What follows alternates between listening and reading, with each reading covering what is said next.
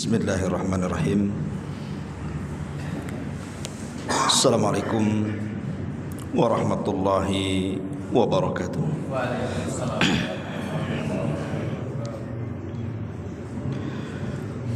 Alhamdulillah wassalatu wassalamu ala Rasulillah wa ala alihi wa sahbihi wa mawalah wa la hawla wa la quwata illa billahi wa ba'du. Alhamdulillah, segala puja dan puji hanya milik Allah subhanahu wa ta'ala. Salawat dan juga salam tahdiahkan kepada Rasul kita Nabi besar Muhammad sallallahu alaihi wa ala alihi wasallam.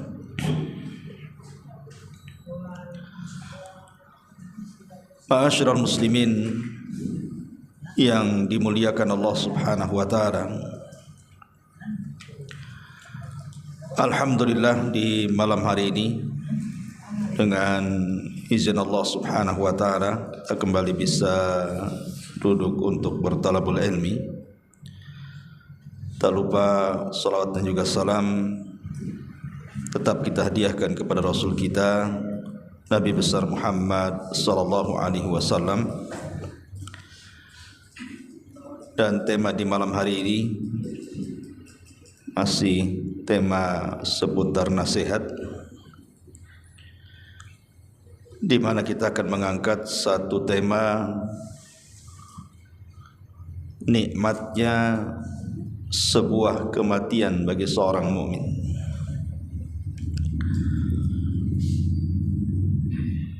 Di dalam Al-Quranul Karim ayat-ayat seputar kematian itu terlampau banyak. Seperti umpamanya Allah subhanahu wa ta'ala berfirman, kullu nafsin dha'iqatul maut. Setiap jiwa itu pasti akan mengalami kematian. Ataupun Allah mengatakan, aynama takunu yudrikumul maut walau kuntum fi burujim musayyadah. Dimanapun kalian berada, pasti kematian itu mengejar kalian, walaupun kalian di balik benteng yang kokoh sekalipun. Dan kematian itu sesuatu yang dibenci oleh setiap manusia. Qul innal mauta alladzi tafirruna minhu fa innahu mulaqikum. Katakanlah kematian yang membuat kalian lari itu pasti mengejar kalian. Lalu pertanyaan pun muncul, kenapa Allah subhanahu wa ta'ala menciptakan kematian? Kenapa kita ini harus mati? Kalau hidup terus kan enak gitu ya. Kenapa mesti disentuh dengan kematian?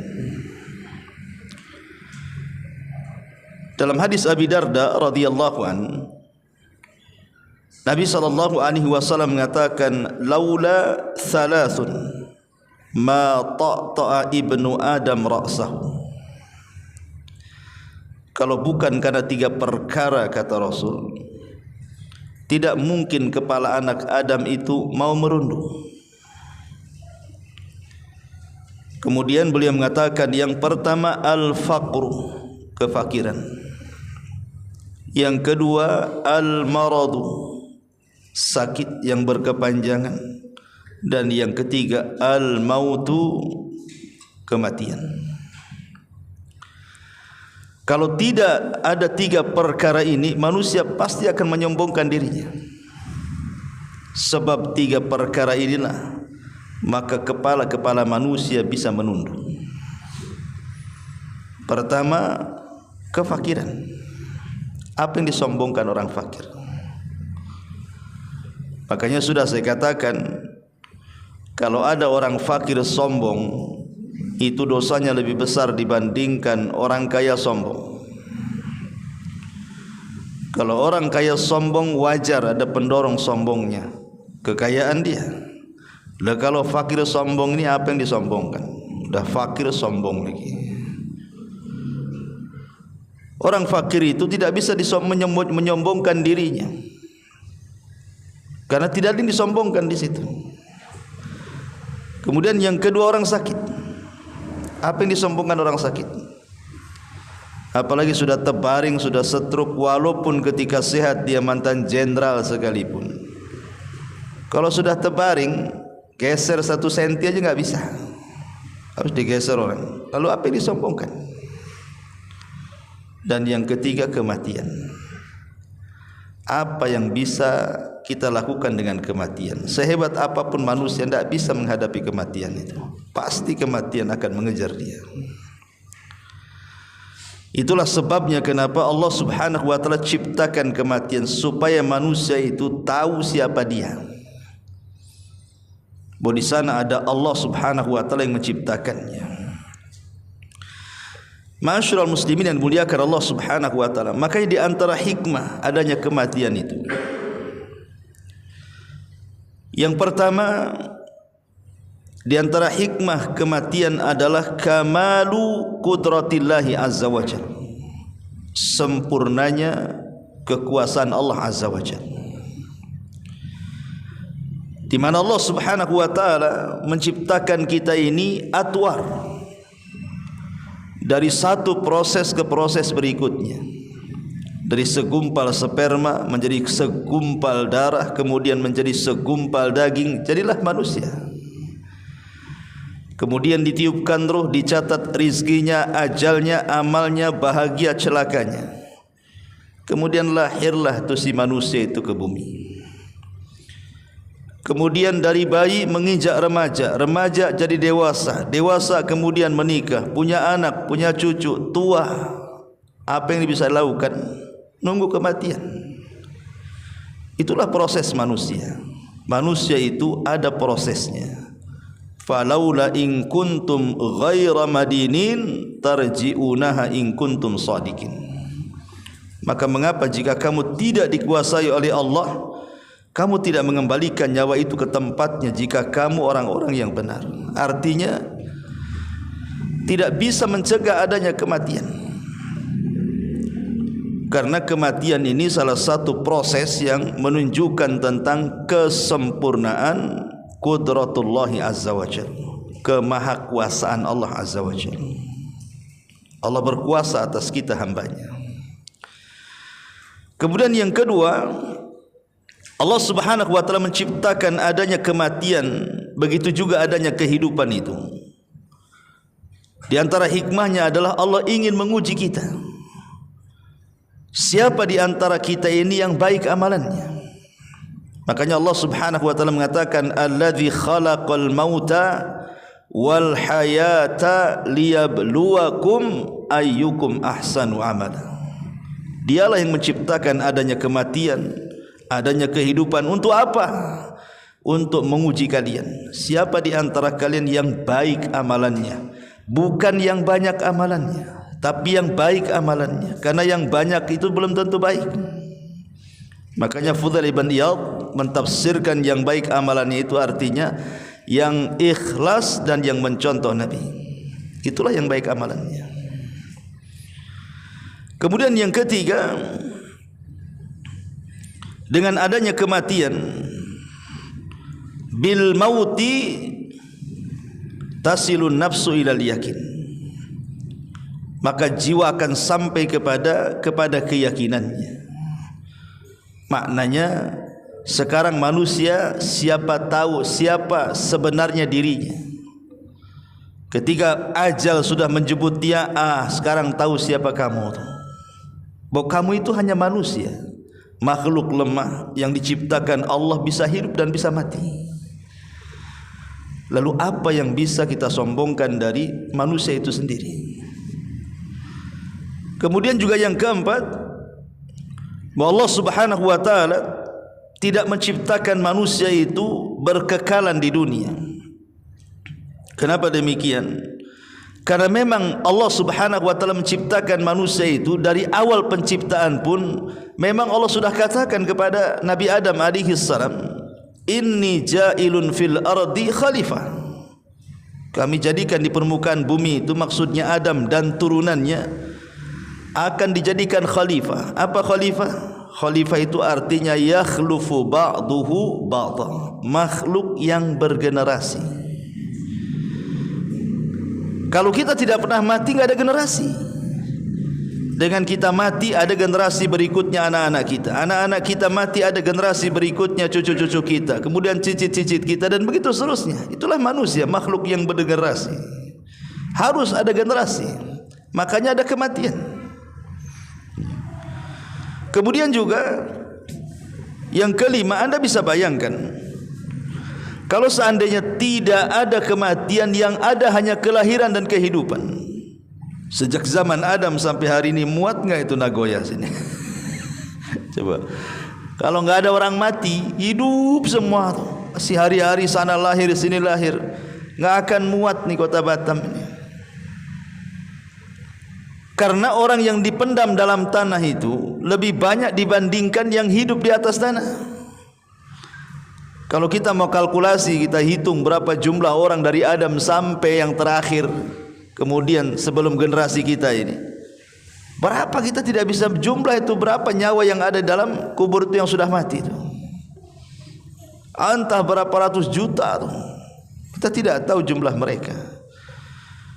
Makanya untuk menjaga kestabilan hidup manusia di bumi ini, makanya ada kematian dan ada juga kehidupan. Ma'asyiral muslimin yang dimuliakan Allah Subhanahu wa taala, yang ingin saya jelaskan pada malam hari ini, setelah kita tahu kenapa Allah menciptakan kematian dan apa hikmahnya. Tadi saya sudah katakan di mukaddimah, kematian ini bagi setiap manusia takut rasanya untuk menghadapinya. Siapapun, saya, Anda, siapapun, pasti kalau mendengar kematian itu kita takut untuk menghadapi kematian. Makanya saking takutnya banyak orang yang merogoh uang banyak itu untuk mengobati penyakitnya karena takut mati itu. Enggak bisa rumah sakit ini, rumah sakit sana, enggak bisa rumah sakit sana, rumah sakit sana lagi. Sampai dia jual tanah, jual rumah, jual macam-macam karena takut mati. Tetapi yang ditakutkan itu pasti terjadi. Kiamat itu kan ada dua ya. Ada kiamat besar yang disebut dengan kehancuran alam semesta. Ada kiamat kecil. Lah kiamat kecil itu kematian. Nabi SAW mengatakan, "Idza qamat kiamat, idza mata ahadukum qamat kiamatuhu." Kalau salah seorang di antara kalian meninggal dunia, berarti tegaklah kiamat kepada dia. Mana yang pasti? Kiamat besar atau kiamat kecil? Kita katakan kiamat kecil lebih pasti dibandingkan kiamat besar. Bukan berarti kiamat besar tidak akan terjadi, pasti terjadi, akan terjadi, dipastikan tidak mungkin meleset, pasti terjadi. Tapi kapan terjadinya itu kan kita tidak tahu, karena masih berproses dengan adanya tanda-tanda kiamat kecil, kemudian tanda-tanda kiamat besar, baru kemudian dikiamatkanlah dunia ini. Kita tidak tahu kapan dikiamatkan ini, walaupun banyak prediksi meleset kan itu. Tapi kalau kematian ini sebuah kepastian, ikhwan. Karena Nabi SAW sudah mengatakan, a'maru ummati bainas sittina was sab'in. Usia umatku ini berkisar antara 60 sampai 70 tahun saja. Artinya Rasul sudah ngasih ancang-ancang tuh, bahwa umat Muhammad itu, umat Islam, usianya hanya berkisar 60 sampai 70 tahun saja. Dan sedikit yang melewati 70 tahun itu. Kalaupun ada itu sedikit. Kebanyakan di usia 70 tahun itu sudah OTW bahasa kitanya. OTW ke Tamiang atau ke kuburan Sungai Panas ini. Ya. Dari sini kita tahu bahwa kalau seandainya antum sekarang usianya 50 tahun, berarti sudah ada ancang-ancang kan itu. 50 tahun nih. 10 tahun lagi 60 tahun. Nah, ada kan? Udah nampak tuh. 60 tahun ke 70 tahun. Nah, siap-siap aja lah. Lain dengan kiamat besar kan. Tanda-tanda kiamat besar aja belum muncul, adanya Dajjal, adanya Ya'juj Ma'juj dan begitu seterusnya. Tapi kalau kematian itu walaupun kita tidak bisa memprediksi secara pas, tapi ancang-ancangnya sudah ada tuh. Ma'asyiral muslimin yang dimuliakan Allah Subhanahu wa taala. Yang ingin saya jelaskan adalah bagi seorang mukmin kematian itu sebuah nikmat. Bagi seorang mukmin kematian itu sebuah nikmat. Jadi jangan antum pikir bahwa kematian itu menakutkan. Kematian itu perkara biasa. Hari-hari kita ditampakkan dengan adanya kematian. Makanya bagi seorang mukmin itu kematian sebuah nikmat. Lah kok bisa kematian itu sebuah nikmat? Bahkan sebagian para ulama mengatakan kematian itu adalah nikmat terbesar setelah hidayatul Islam. Setelah antum mendapatkan hidayah Islam, kematian itu adalah nikmat kedua terbesar. Ma'asyiral muslimin yang dimuliakan Allah Azza wa Jalla, karena kalau seseorang kemudian sudah mendapatkan hidayah Islam, kemudian dia mati di atas Islam, maka itu yang diinginkan semua para nabi. Nabi Yusuf alaihi salam sampai mengatakan apa? Tawaffani muslimah. Ya Allah, wafatkan aku dalam kondisi muslim. Ya ayyuhalladzina amanu taqullaha haqqa tuqatih wa la tamutunna illa wa antum muslimun. Jangan kalian mati kecuali kalian di atas Islam. Ma'asyiral muslimin yang dimuliakan Allah Azza wa Jalla. Baik, kita akan uraikan kenapa kematian bagi seorang mukmin itu adalah sebuah nikmat. Yang pertama,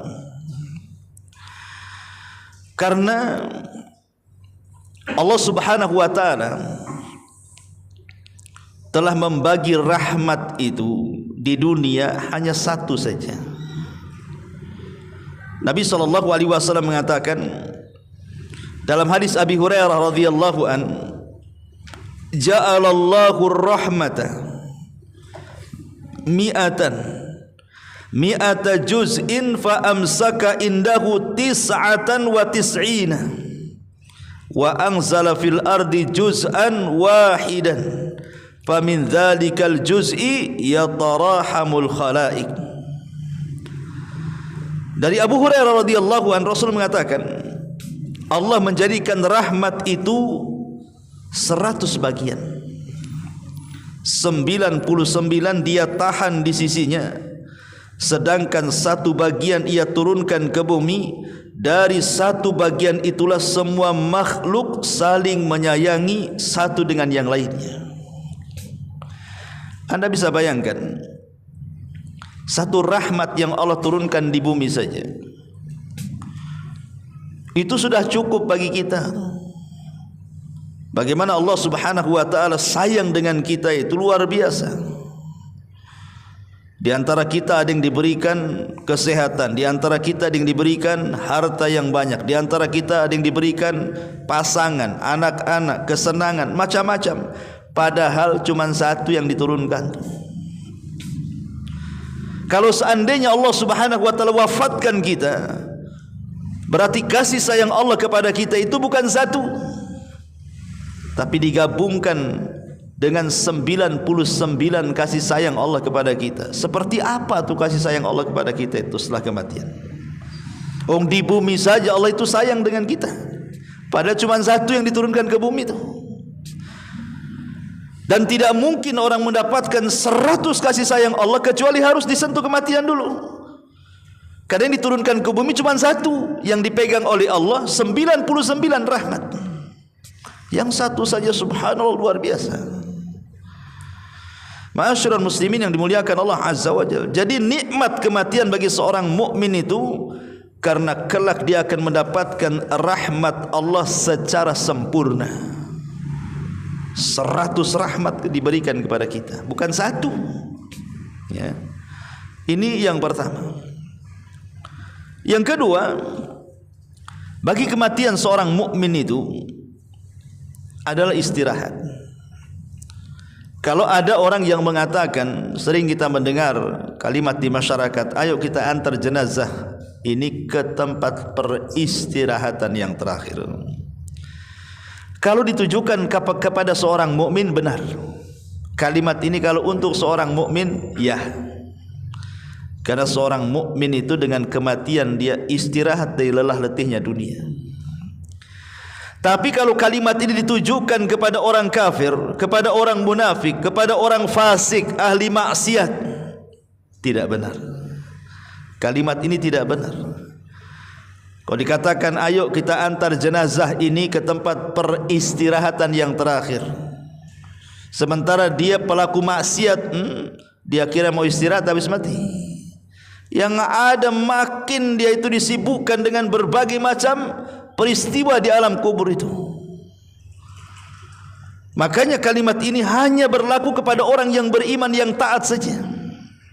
Makanya dalam sebuah hadis dari Abi Qatadah radhiyallahu an, Nabi sallallahu alaihi wasallam satu hari marra alaihi bi janazatin, lewat padanya pengiringan jenazah.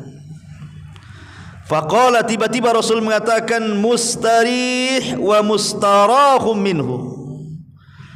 Kata Nabi sallallahu alaihi wasallam, ada orang yang mendapatkan kenyamanan atau istirahat, dan ada pula orang yang lain yang menjadi nyaman istirahat karena ketidakadaan dia, katanya. Jadi orang mati itu ada dua macam. Ada kita yang istirahat dari dia, atau dia istirahat dari kita. Cuman dua aja orang mati itu. Saya ulangi, orang mati itu cuma ada dua tuh. Mungkin kita beristirahat dari dia, syukurlah dia mati. Kalau nggak mati, habislah kita. Nah, itu orang zalim. Ya, coba kalau dia masih hidup, wah kacau tuh. Alhamdulillah dia mati. Kita istirahat. Nggak ada dia itu kita istirahat. Atau terbalik, ya, dia yang istirahat dari kita. Karena boleh jadi kita pula yang suka zalimi dia, yang suka nyakiti dia, dan begitu seterusnya. Dia dengan kematian istirahat tuh. Dari penatnya dunia, dari lelahnya dunia, letihnya dunia, dia beristirahat tuh. Makanya Nabi SAW mengatakan, faqalu mal mustarih wa mal mustarahu minhu Rasul. Siapa yang beristirahat dan siapa yang diistirahatkan itu. Maka Rasul mengatakan, al abdul mu'min yastarihu min nasabid dunya wa adhaha. Kata Nabi SAW, adapun kematian seorang mukmin, adapun kematian hamba yang mukmin adalah orang yang beristirahat dari keletihan dunia dan kesulitannya. Wal abdul fajir, adapun hamba yang jahat, ahli maksiat, yastarihu minhul ibad wal bilad wasyajar wad dawab, kata Rasul. Adapun orang yang fajir, gemar maksiat, maka hamba Allah yang lainnya, negeri-negeri, pepohonan, hewan-hewan, merasa bersyukur dan beristirahat dengan kematiannya. Nah, kita mana masuk yang mana tuh kalau mati itu? Yang orang lain senang dengan kematian kita, ataukah yang kita senang dengan kematian kita? Ma'asyiral muslimin yang dimuliakan Allah Subhanahu wa taala. Jadi bagi seorang mukmin, kenapa kematian itu nikmat? Karena lelah letihnya kehidupan dunia berakhir sampai di situ. Dan Allah akan gantikan dengan kenikmatan yang jauh lebih hebat setelah kematiannya. Ini yang nomor dua. Yang nomor tiga, kematian seorang mukminlah sebuah nikmat. Karena ada hadis Nabi SAW yang mengatakan, man ahabba liqa Allah ahabballahu liqa'ah, wa man kariha liqa Allah karihallahu liqa'ah. Kata Nabi SAW dalam hadis Anas dari Ubadah ibn Samit radhiyallahu an, barang siapa yang cinta berjumpa dengan Allah, maka Allah pun cinta berjumpa dengan dia. Tapi siapa yang benci berjumpa dengan Allah, Allah pun tidak suka kau berjumpa dengan dia. Maksudnya gimana? Ya. Maksudnya adalah Kalau selama hidup seorang mukmin ini memang dia tanam kehidupannya itu untuk kehidupan setelah kematiannya. Dia beribadah kepada Allah lelah letih setiap hari, mulai dari solatnya, puasanya, sedekahnya, macam-macam ibadahnya dilakukan dengan harapan dia sedang membangun satu istana di sorga, satu taman di sorga. Maka ketika dia menjelang kematiannya, maka dia sangat senang. Kenapa? Karena ingin kembali ke rumah yang dibangunnya tuh. Tapi kalau seandainya dia tidak pernah menanam saham untuk akhiratnya, dia tanam semua di dunia, tidak pernah solat, tidak pernah puasa, tidak pernah zakat, tidak pernah sedekah. Yang ada bangun rumah besar-besar, beli tanah lebar-lebar, uangnya sampai di 230 rekening, yang banyaknya. Itu saat mati itu, dia enggak mau mati. Kenapa tahu mau mati? Rumah mau ditinggal dia, tanah ditinggal dia, rekening ditinggal dia, kendaraan akan ditinggal dia. Makanya dia tak mau mati itu, karena setelah kematian dan tidak punya lagi itu kehidupan setelahnya. Itulah makna daripada hadis, siapa yang cinta berjumpa dengan Allah, maka Allah cinta juga berjumpa dengan dia. Kenapa? Karena dia sudah mempersiapkan segalanya di akhirat. Makanya dengan kematiannya senang dia supaya cepat pulang, cepat kepada rumah yang pernah dibangunnya di dunia itu. Ini yang ketiga. Yang keempat, bukan hanya berjumpa dengan Allah, tapi juga berjumpa dengan orang-orang saleh. Dari orang-orang saleh yang sudah meninggal sebelum kita, mungkin dari keluarga kita lah, entah orang tua kita, entah kakek kita, entah saudara-saudara kita yang telah meninggalkan kita dengan keimanan mereka. Di zaman Nabi SAW, seorang sahabat namanya Bilal ibn Rabah radhiyallahu anhu, saat detik-detik wafatnya, istrinya mengatakan di hadapan Bilal ibn Rabah dan mengatakan, duhai kasihan suamiku, katanya. Karena ketika itu Bilal sedang meregang nyawa. Duhai kasihan suamiku. Maka Bilal tiba-tiba mengatakan kepada istrinya, jangan kau katakan seperti itu. Harusnya kau katakan, duhai bahagia suamiku. Kemudian Bilal mengatakan, ghadan nalqa ahibbata Muhammadan wa hizbah. Karena besok setelah aku mati, aku bisa berjumpa dengan Muhammad sallallahu alaihi wasallam dan sahabat-sahabat yang lainnya. Artinya bahwa bagaimana perkataan Bilal ini? Kematian bukan sebuah hal yang ditakutkan bagi dia. Justru itulah kematian nikmat bagi dia. Makanya dia mengatakan, ghadan nalqa ahibbah Muhammadan wa hizbah. Besok saya akan berjumpa dengan Muhammad, karena Rasul meninggal duluan, dan juga sahabat-sahabat yang lain yang sudah meninggalkan diriku, katanya. Maka kematian itu bagi seorang mukminlah sebuah kesenangan nikmat, karena dengan kematian itulah kita akan berjumpa dengan orang-orang saleh setelah kematian. Kemudian juga dengan adanya kematian bagi seorang mukmin, minimalnya ikhwan, menyedikitkan maksiat kita. Karena ada orang-orang yang memang dicepatkan kematiannya oleh Allah. Kalau dilambatkan banyak dia dosanya. Tapi ada yang Allah berikan usia panjang karena Allah sayang, diberikan kesempatan untuk tobat bagi dia. Makanya bagi seorang mukmin, usia lama-lama itu mengkhawatirkan kalau seandainya tidak banyak yang diraih dari amal saleh. Dari sini Nabi SAW mengatakan, khairun nasi man tala umruhu wa hasuna amaluhu. Sebaik-baik manusia itu yang panjang umurnya, baik pula amalannya. Tetapi wa syarrun nas, seburuk-buruk manusia itu, man tala umruhu wa sa'a amaluhu. Dah panjang umurnya, buruk pula amalnya. Bagi seorang mukmin, kalau cepat mati itu senang mereka, karena pertanggungjawaban di hadapan Allah tidak banyak. Kalau lama-lama nanti banyak dosa lagi kan, banyak pula pertanggungjawabannya nanti.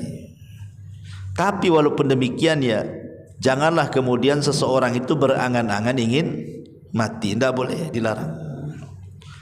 Rasul mengatakan tidak boleh seseorang itu berangan-angan ingin mati. Kenapa? Karena kalau seandainya Allah takdirkan dia hidup, boleh jadi dia bisa menambah amalannya. Atau kalau dia orang jahat, berarti ada kesempatan untuk bertobat kepada Allah Azza wa Jalla. Tapi kalau memang harus menghendaki adanya kematian, maka katakanlah, ya Allah, kalau memang kematian baik bagiku, wafatkan saja. Tapi kalau memang kehidupan lebih baik bagiku, sembuhkanlah penyakit saya. Seperti itu doanya, ya. Ma'asyiral muslimin yang dimuliakan Allah Azza wa Jalla. Kemudian juga di antara alasan kenapa kematian itu nikmat bagi seorang mukmin, karena dia akan cepat mendapatkan balasan yang selama ini di dunia sudah lelah letih dia. Letih dia solat, letih dia puasa, habis uangnya untuk sedekah, kesana kemari beribadah kepada Allah Azza wa Jalla. Dia habiskan semua daya upaya waktunya untuk Allah Azza wa Jalla. Berarti dengan adanya kematian, dia akan lebih mempercepat mendapatkan balasan apa yang selama ini diamalkan di dunia. Dari sini Allah Subhanahu wa taala mengatakan, wa ammal ladzina amanu wa amilus salihat falahum jannatul ma'wa nuzulam bima kanu ya'malun. Adapun orang-orang yang beriman dan mengerjakan kebajikan, maka mereka akan mendapatkan sorga-sorga tempat kediaman sebagai pahala atas apa yang mereka kerjakan. Ma'asyiral muslimin yang dimuliakan Allah Subhanahu wa taala. Dan tentunya yang terakhir, ya, kematian bagi seorang mukmin itu adalah terlepasnya dia dari penjara dunia. Karena Rasul mengatakan apa? Ad-dunya sijnul mu'min wa jannatul kafir. Dunia ini penjara bagi orang beriman, tapi surga bagi orang kafir. Coba lihat orang yang keluar penjara itu, wah senang kan? Senang orang keluar penjara itu. Ada juga ustaz yang tak senang katanya, kalau keluar penjara pusing pula mau cari makan, di penjara dikasih makan. Siapa bilang masih enak di luar penjara dibandingkan dalam penjara? Kalau penjara manusia saja, orang keluar dari penjara itu senangnya luar biasa, apalagi dari penjara dunia yang penuh dengan kepenatan di dalamnya, maka seorang mukmin akan senang. Ma'asyiral muslimin yang dimuliakan Allah Azza wa Jalla, dari sinilah kenapa kemudian kematian bagi seorang mukmin ini sebuah nikmat. Ma'asyiral muslimin yang dimuliakan Allah Subhanahu wa taala. Kemudian lebih daripada itu, saat kematian seorang mukmin, ada banyak kabar gembira yang Allah akan habarkan kepada kita. Kurang lebih sekitar 12-13 kabar gembira bagi kematian seorang mukmin itu. Apa saja? Yang pertama, Allah Subhanahu wa taala berfirman di dalam surah An-Nahl. Allah mengatakan dalam surah An-Nahl itu, kadzalika yajzillahul muttaqin alladzina tawaffahumul malaikatu thayyibina yaquluna salamun alaikum udkhulul jannata bima kuntum ta'malun. Demikianlah Allah berikan balasan kepada orang-orang yang bertakwa, yaitu orang-orang yang ketika diwafatkan oleh para malaikat maut dalam keadaan baik, mereka para malaikat mengatakan kepada mereka, keselamatan bagi kalian, masuklah kalian ke dalam sorga karena apa yang telah kalian kerjakan. Dan Allah juga katakan dalam surah Fussilat ayat 30-nya, innal ladzina qalu rabbuna Allah tsumma istaqamu tatanazzalu alaihimul malaikatu alla takhafu wa la tahzanu wa abshiru bil jannati allati kuntum tu'adun. Orang-orang yang mengatakan Rabb kami Allah, kemudian mereka istiqomah, saat kematiannya turun malaikat menghabar gembirakan di telinganya, jangan takut, jangan sedih, karena sorga sudah Allah janjikan kepadamu. Ini kabar gembira yang pertama. Apa itu? Bisikan-bisikan kebaikan saat kematian. Dan itu hanya kepada orang yang beriman, ya. Jadi saat kita ini diwafatkan oleh Allah Subhanahu wa taala, maka Allah akan utus beberapa malaikat kepada kita. Yang pertama tentu malakul maut dulu yang mencabut nyawa kita. Baru kemudian di samping kiri kanan malaikat maut itu ada namanya malaikat rahmat. Kalau yang meninggal itu orang yang beriman. Malaikat rahmat inilah yang kemudian membawa kain kafan dari sorga, wewangian dari sorga. Ketika malakul maut hanya mencabut ruh saja, langsung diambil malaikat rahmat, kemudian dibungkus dengan kain kafan dari sorga dan wewangian dari sorga. Dan saat detik wafatnya, sebelum ruh itu dicabut, maka malaikat rahmat akan membisikkan di telinga kita ini, jangan takut, jangan sedih, karena Allah sudah janjikan sorga.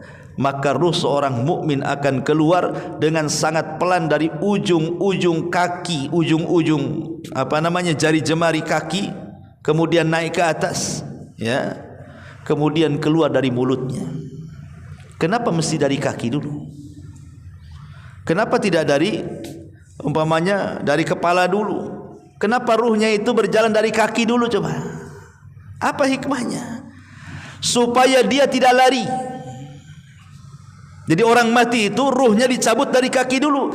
Ketika sudah sampai di badan, dia nggak mungkin lari, karena saat itu tidak ada waktu untuk tobat.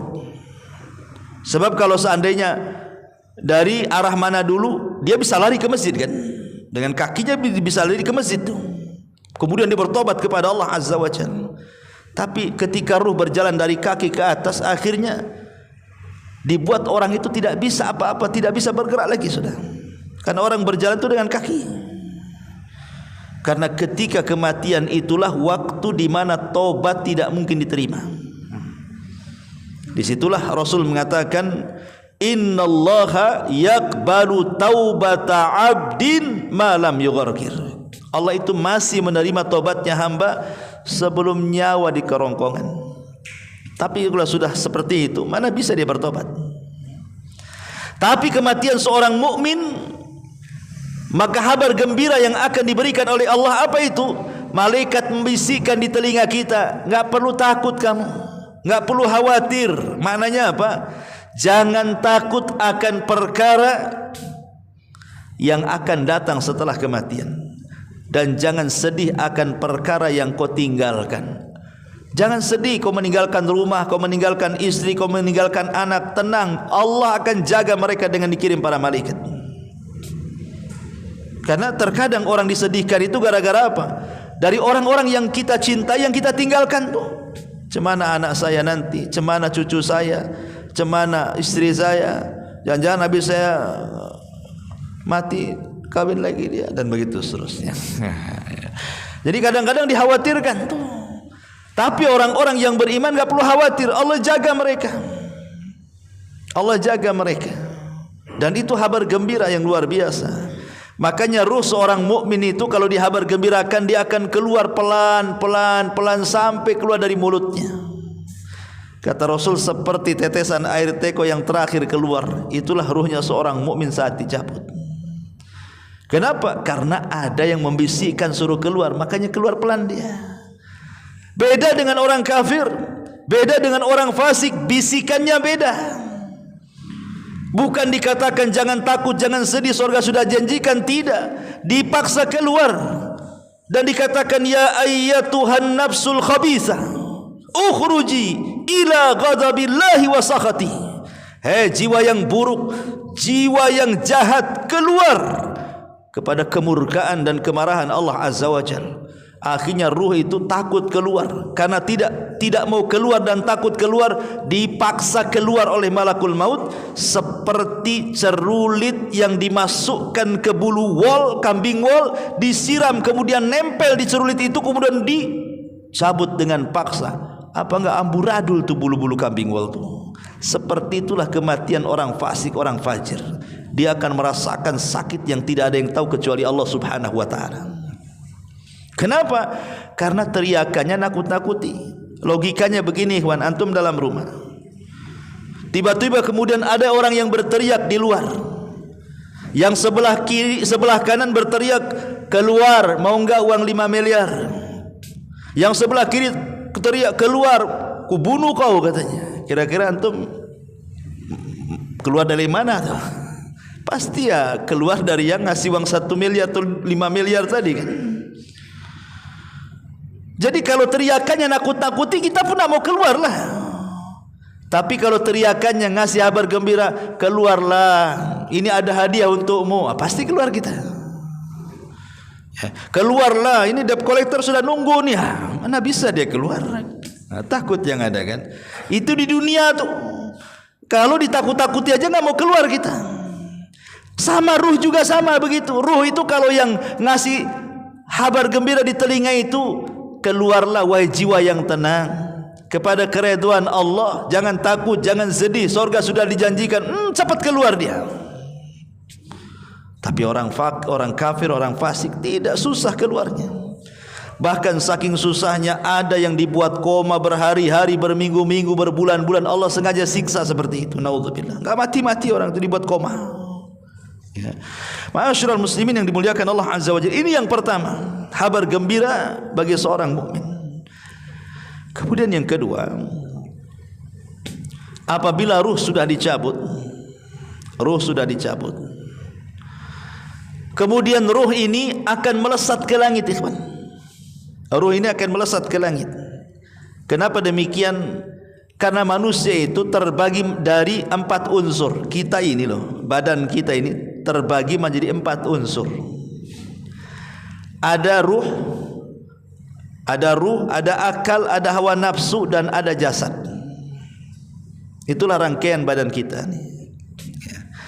Adapun jasad itu asalnya dari bumi. Karena Adam itu asal penciptaan manusia dari mana? Dari tanah. Berarti jasad itu asalnya dari tanah, kembali ke tanah. Tapi ruh itu asalnya dari Allah. Makanya dia melesat ke Allah sana. Ruh gandengannya dengan akal, jasad itu gandengannya dengan hawa nafsu. Makanya jasad ini dia cenderung dengan hawa nafsu, akhirnya mengikuti syahwat dia. Makan, minum, tidur, ya, perempuan dan begitu seterusnya, itulah syahwat. Ya. Kemudian ruh ini beda. Ruh ini dia bergabungnya dengan akal. Makanya ruh ini dia lebih sehat dibandingkan badan. Saat kematian ruh ini naik melesat ke langit karena memang dia berasal dari Allah, maka kembali kepada Allah dia. Ketika sampai di langit pertama, maka ruh yang diangkat oleh malaikat-malaikat ini kabar gembira yang kedua adalah semua malaikat di langit memuji dia. Dan dikatakan, ini ruhnya siapa ini? Maka malaikat yang membawa ruh kita itu mengatakan, oh ruhnya fulan bin fulan. Makanya antum harus punya nama yang baik di dunia ini, karena itu nanti panggilan yang akan dipanggil. Ya, nama yang baik. Islam kan sudah mengatur nama tuh. Ustaz, kadang nama saya jelek, ganti, apa susahnya? Apa perlu akikahan lagi? Tidak perlu. Ya. Kalau akikahan ya jangan lupa undang saya aja. Artinya ya gantilah. Ya. Kalau memang jelek namanya ganti. Karena itu nama yang akan dipanggil di langit tuh. Kata malaikat itu siapa tuh? Kata malaikat pembawa ruh, malaikat rahmat ni fulan bin fulan. Maka semua memuji ruh kita ini. Akhirnya langit pertama dibuka, kedua, ketiga, sampai ketujuh, sampai melesat berjumpa dengan Allah. Dan Allah katakan, kembalikan ruh ini ke dalam jasadnya, tapi catatannya letakkan di tempat yang paling tinggi fil illiyin. Kabar gembira. Semua malaikat memuji kita, dan kita diperjumpakan dengan Allah Subhanahu wa taala. Tapi ruhnya orang kafir, ruhnya orang munafik, jangan lagi melesat ke langit pertama, kedua, ketiga. Baru di pintu langit pertama saja malaikat penjaga pintu tidak mau buka pintunya. Sampai Allah mengatakan, la tufattahu lahum abwabus sama wa la yadkhulunal jannah hatta yalijal jamalu fi samil khiyat. Allah tidak akan membukakan pintu-pintu langit, bahkan mereka tidak akan masuk surga sampai ada cerita unta masuk ke liang jarum. Tidak ada kabar gembira bagi mereka. Tapi orang yang beriman ada kabar gembira, dipuja-puji malaikat di langit sana, disebut-sebut namanya, dan dihantarkan dengan baik-baik dari langit, dikembalikan kepada ruhnya. Ini kabar gembira yang kedua. Kabar gembira yang ketiga, ketika ruhnya sampai di jasadnya. Karena ahli sunnah meyakini bahwa ada fitnah kubur itu, maksudnya fitnah kubur itu pertanyaan dua malaikat Munkar dan Nakir. Itu disebut fitnah kubur. Itu terjadi bil jasadi waruh, dengan jasad dan juga dengan roh. Seperti kita sekarang ini jasad dengan roh. Coba Anda bisa bayangkan, ketika ruh menyatu lagi kemudian kita hidup, rupanya kita hidup di satu ruangan yang 1 meter atau 1,5 meter. Coba, gimana perasaan kita hidup sendiri di situ? Jangan lagi di dalam kuburan ya. Kalau anak umpamanya ngurung antum di sebuah ruangan, di situ tidak ada lampu, ya, tidak ada AC, tidak ada kipas, pengap, ada makan, nggak ada minum. Coba bayangkan, kira-kira antum kerasan nggak di situ? Nggak akan kerasan, stres yang ada di situ. Itu baru di dunia loh, ruangannya besar lagi. Gimana ini jelasnya dalam kuburan coba? Nah, ini kan ngeri sebenarnya kalau kita memerenungkan sedikit alam kubur itu. Makanya ketika ruh masuk ke dalam jasad, tiba-tiba dia terbangun di ruangan yang sangat sempit sekali. Tiba-tiba kemudian Munkar dan Nakir secara tiba-tiba membentak kita. Man rabbuk wa ma nabiyuk wa ma dinuk, katanya. Siapa Rabbmu? Siapa nabimu? Apa agamamu? Coba bayangkan. Ikhwatu fillah muliakan Allah Azza wa Jalla.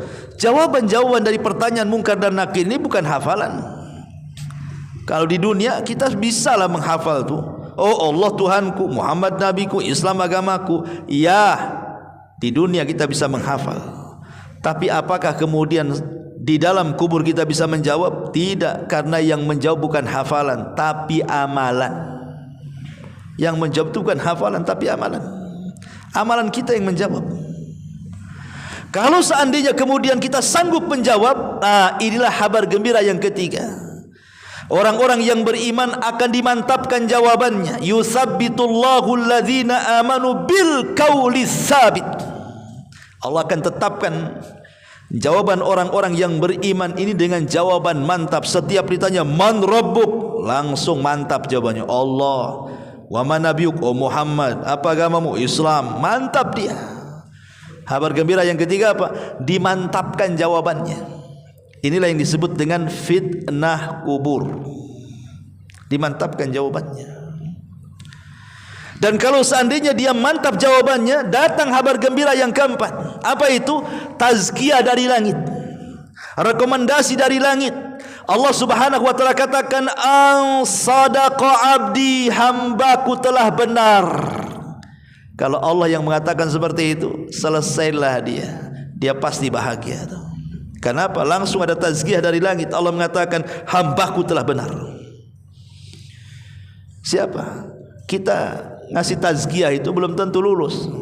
Saya sering ngasih tazkiyah sama orang-orang yang mau kuliah di Madinah, ya, di Yaman. Tolonglah Ustaz, buatkan tazkiyah, rekomendasi dari Ustaz lah. Saya buat. Tak lulus. Kurang sakti tazkiyah saya mungkin. Gitu ya kan. Tapi kalau Allah yang kasih rekomendasi tazkiyah kelulusan, berarti memang ini orang baik. Ketika Allah mengatakan al-sadaqa abdi, hambaku telah benar, berarti hamba ini pasti akan sukses dalam kuburan.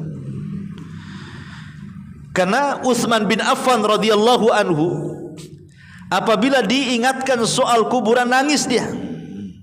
Tapi kalau diingatkan soal neraka biasa saja dia. Jadi dikatakan, ya Utsman, kalau cerita neraka kau kalem-kalem saja, kalau cerita kuburan kenapa kau nangis, katanya. Kata Utsman bin Affan, wailakum, celaka kalian. Tahukah kalian kuburan itu? Kuburan itu adalah raudun min riyadil jannah au hufratun min hufarin nar. Kuburan itu bisa jadi satu taman menuju taman-taman sorga, atau boleh jadi satu sumur yang akan mengarahkan ke sumur neraka, katanya. Jadi kesuksesan di akhirat itu juga penentunya adalah kuburan. Kalau di kubur kita mantap dalam jawaban, kemudian masuk kepada nikmat kubur, maka setelahnya akan mudah tuh menuju perjalanan akhirat. Tapi kalau di kuburan sudah sulit, jawabannya balelo bahasa kitanya, dijawab man rabbuka, dia mengatakan ha la adri, aku tidak tahu, aku tidak tahu. Ditanya siapa Rabbmu, siapa nabimu, sama juga ha aku tidak tahu, aku tidak tahu. Ditanya agamanya, aku tidak tahu, aku tidak tahu. Akhirnya dia dicambuk oleh malaikat yang kalau cambukan itu dicambukan ke gunung Uhud, kata Rasul, hancur tuh berantakan gunung Uhud itu. Ketika dia tidak sanggup menjawab, Allah dustakan dari langit dan Allah mengatakan angkadzaba abdi, hambaku telah berdusta. Ketika Allah sudah memponis seperti itu, tidak selamat dia. Kalau Allah sampai mengatakan angkadzaba abdi, hambaku sudah berdusta, tidak akan selamat dia. Kalau sudah sulit di kuburan, maka setelahnya lebih sulit lagi dia. Karena kuburan ini azabul adna, azab yang rendah, ada azab yang tinggi lagi kelak di akhirat. Ma'asyiral muslimin yang dimuliakan Allah Azza wa Jalla. Jadi kabar gembira berikutnya setelah dimantapkan jawabannya, ada rekomendasi dari Allah, al sadaqa abdi, hambaku telah benar. Tentu sebelum adanya fitnah kubur, ada peristiwa yang disebut dengan Dhaghtatul Qabri. Dhaghtatul Qabri itu artinya himpitan kuburan. Jadi setiap orang yang masuk ke kuburan itu, ikhwan, pasti akan dihimpit oleh kuburan. Tidak saya, tidak antum, tidak anak kecil, tidak orang dewasa, tidak ada orang tua, tidak laki-laki, tidak perempuan, tidak mukmin, tidak kafir, tidak sahabat, tidak siapapun, semua kena himpitan kuburan ini. Semua kena. Anda mau mukmin, mau kafir, tetap dihimpit. Anda mau orang soleh, mau orang toleh, tetap dihimpit. Anda mau orang bayi, mau sudah dewasa, tetap dihimpit. Mau laki-laki, perempuan, semua manusia tidak lepas dari himpitan kuburan. Sampai-sampai Nabi SAW mengatakan kepada seorang sahabat namanya Sa'ad ibn Mu'adz. Sa'ad bin Mu'adz ini, ikhwan, ini bukan sahabat sembarang, karena dia tokoh Ansar. Dengan keislamannya dia mengislamkan satu kabilah Aus. Bahkan saat kematiannya 70.000 malaikat turun dari langit mengantarkan jenazahnya. Arsy yang besar bisa bergegar dengan kematiannya. Tapi saat kematiannya, kata Rasul, kalau ada orang yang selamat dari himpitan kubur, Sa'adlah orangnya. Tapi Sa'ad pun tidak selamat, kata Rasul. Bahkan ketika ada bayi yang belum punya dosa dikuburkan, kata Rasul, kalau seandainya ada orang yang selamat dari himpitan kubur, tentu bayi ini yang selamat. Bayi pun tak selamat. Semua orang terkena himpitan, ikhwan. Mau mukmin, mau kafir, mau orang baik, mau orang jahat, mau bayi, mau orang dewasa, semua kena himpitan. Cuman bedanya, bagi orang-orang yang beriman, tentu ada kabar gembira dalam himpitan itu. Karena himpitan bagi orang-orang yang beriman itu seperti ibu menggendong bayinya, memeluk bayinya. Pelukan sayang namanya ya. Pelukan kasih sayang. Karena tanah itu diibaratkan ibu, kita kan dari tanah dan akan kembali ke tanah. Jadi tanah itu bimanzilatil seolah-olah tanah itu sekedudukan dengan ibu kita. Jadi kalau kita masuk ke dalam kuburan, seolah-olah ibu kita sedang memeluk kita tuh. Bagaimana pelukan seorang ibu kepada bayi? Ya pasti akan dipeluk dengan kasih sayang kan. Tidak mungkin merasakan sakit. Tapi kalau dia orang kafir, maka bukan seperti orang tua, seperti ibu yang memeluk anaknya, tapi betul-betul tanah yang menghimpit dia, sehingga dia akan merasakan sakit dengan retakan-retakan tulang, retakan-retakan sendi. Dia akan menjerit-jerit di mana manusia tidak mendengar, yang mendengarkan hanya binatang-binatang saja. Kan ngeri itu. Tapi bagi orang yang beriman, dia mendapatkan nikmat, kabar gembira. Kenapa? Himpitan itu bagaikan pelukan ibu kepada anak. Nah, itu juga kabar gembira bagi orang yang beriman. Ya. Ma'asyiral muslimin yang dimuliakan Allah Subhanahu wa taala.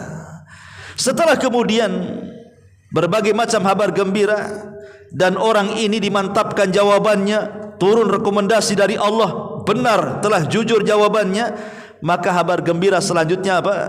Yufrashu lahu min firasil jannah. Tiba-tiba dibentangkan kuburannya sejauh mata memandang. Dalam hadis Abu Hurairah radhiyallahu an, kuburannya terbentang 70 dhira'an fi 70. 70 hasta kali 70 hasta. 70 hasta, satu hasta itu segini nih. Ini dari sini ke sini ini satu hasta namanya. Ya, berarti kalau 70 hasta kita bagi dua saja berarti 35 meter. Ya kan, 35 meter kali 35 meter. Ah, itu luasnya kuburan itu seperti itu, meluas. Itu dalam hadis Abu Hurairah. Tapi dalam hadis Bara bin Azib beda lagi. Jadi ketika kuburan itu diluaskan bukan 70 hasta kali 70 hasta, tapi madal basar, sejauh mata memandang. Seperti antum naik ke tempat yang paling tinggi gitu ya, di mana di sini, pandanglah sejauh mata memandang. Seperti itulah kuburan itu diluaskan sejauh mata memandang. Tetapi ikhwatu fiddin, ini perkara gaib, tidak bisa antum taruh CCTV di situ. Kata ustaz katanya kuburannya meluas, saya taruh CCTV, ditongkrongi depan komputer, tak ada gerak-gerak tuh. Ya, karena orang ini bego, ya. Dia mau menyamakan perkara nyata dengan perkara gaib, tidak bisa. Perkara gaib itu alladzina yu'minuna bil ghaib, cukup diimani, bukan diteliti. Ya. Oh, kata ustaz, mungkar nakir datang, kita taruh CCTV, ditunggui, mana si mungkar si nakir, tetap datang-datang. Tetap aja tuh si jasad tuh diam saja dalam kuburan tuh. Ini perkara gaib, tidak bisa kemudian disamakan dengan perkara nyata. Cukup diimani saja bahwa ada perkara-perkara seperti itu. Ma'asyiral muslimin yang dimuliakan Allah Azza wa Jalla. Kemudian setelah kuburannya dibentangkan sejauh mata memandang, maka Allah Subhanahu wa taala akan memberi kabar gembira yang lain, disuruh dibuka tuh pintu sorga, diarahkan ke kuburannya. Anda bisa bayangkan pintu sorga dibuka, kemudian diarahkan ke kuburannya, maka masuklah angin dari sorga ke dalam kuburnya tuh. Makanya terkadang ada cerita-cerita kok kuburannya wangi gitu ya. Ya boleh jadi itu mungkin juga wangi dari sorga, kita tidak tahu. Ya. Ma'asyiral muslimin yang dimuliakan Allah Azza wa Jalla. Kemudian apa yang terjadi? Kata Allah, hantarkan kasur dari sorga. Kasur dari sorga lagi masuk ke kuburan. Hantarkan pakaian dari sorga, hantarkan makanan dari sorga, hantarkan minuman dari sorga. Subhanallah, saya bayangkan. Itu yang disebut dengan nikmat kubur tuh. Nikmatnya tidak terbayang dengan mata, tidak terbayang dengan telinga, terlintas pun tidak bisa. Saking nikmatnya nikmat kubur tuh. Karena belum masuk sorga saja pintu sorga sudah dibuka, sudah dihantar-hantarkan tuh barang-barang sorga ke dalam kuburannya tuh. Kemudian di situ Allah Subhanahu wa taala akan memerintahkan para malaikat untuk apa? Untuk menghabarkan kepada orang yang ada di kubur itu dengan menjelmakan amal soleh seperti manusia. Tiba-tiba kemudian dia sedang tidur, sedang makan, sedang nyaman lah dalam kubur itu. Datang pula orang ganteng sak ganteng-gantengnya, baik sak baik-baiknya, ucapannya indah, masya Allah. Tahu-tahu ngajak ngobrol lah dengan kita di situ. Saking asik, tak sadar rupanya kiamat pula mau dibangkitkan. Itulah kalau keasikan ngobrol. Ya, kadang-kadang kalau antum asik ngobrol kan malam itu kan, udah kopi, kretek, apa semua kan, tuh jam 3. Kan? Namanya orang ngobrol gak sadar. Apalagi kopinya tuh ember cat kaleng, makin ini kan. Jadi ada orang yang diajak ngobrol, apalagi lawan ngobrolnya enak kan nggak terasa tuh. Apalagi lawan ngobrolnya istri antum belum kawin lagi kan, lagi pacaran gitu. Kok bentar kali katanya, duduk Bentar kali ya, itulah orang kalau dicintai kan begitu. Tahu-tahu yang lama itu jadi sebentar. Tiba-tiba kiamat diumumkan, mau dikiamatkan tuh.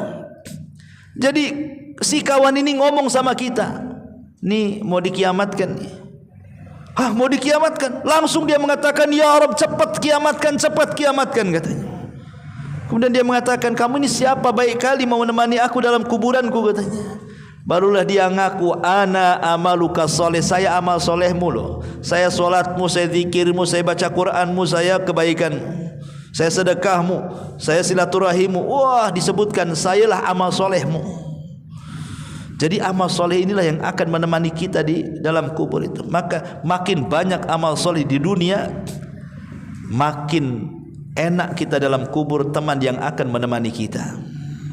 Ma'asyiral muslimin yang dimuliakan Allah Azza wa Jalla. Kemudian kabar gembira yang lainnya adalah dia digambarkan dalam kubur itu tempat duduknya di sorga. Kayak rayas tancap.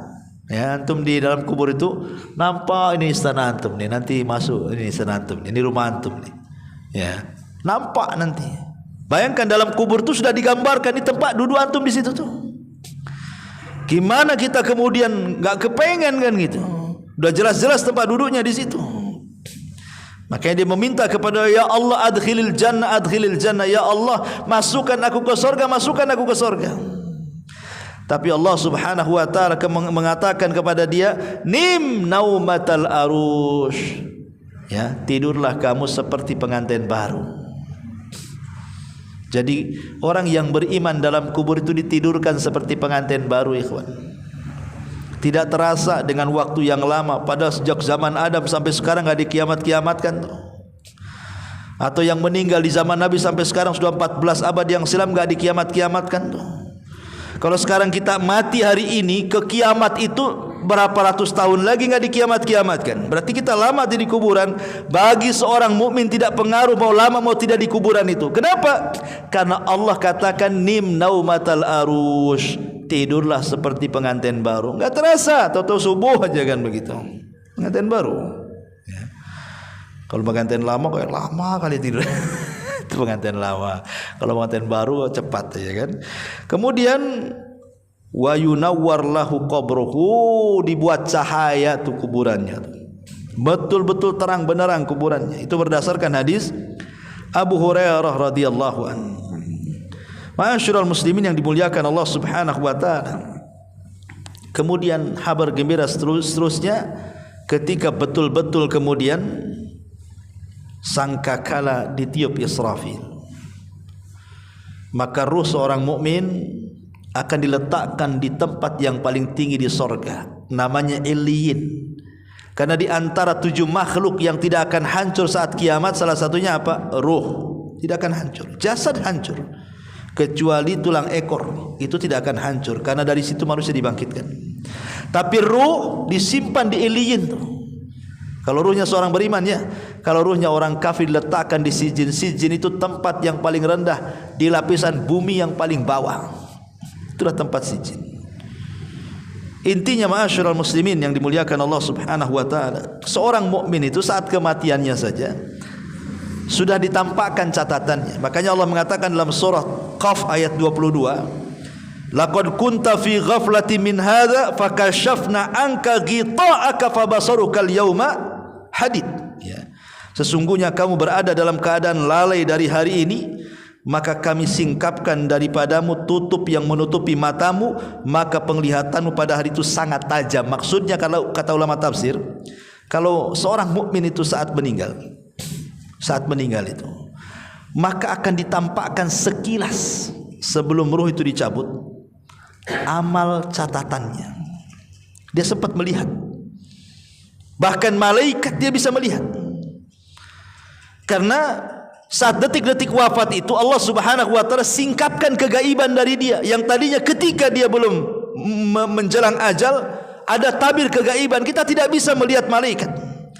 Tapi saat detik-detik wafat disingkaplah tabir kegaiban itu, makanya dia diperlihatkan tuh saat wafat itu malaikat dan catatannya. Makanya kita lihat ekspresi orang meninggal itu.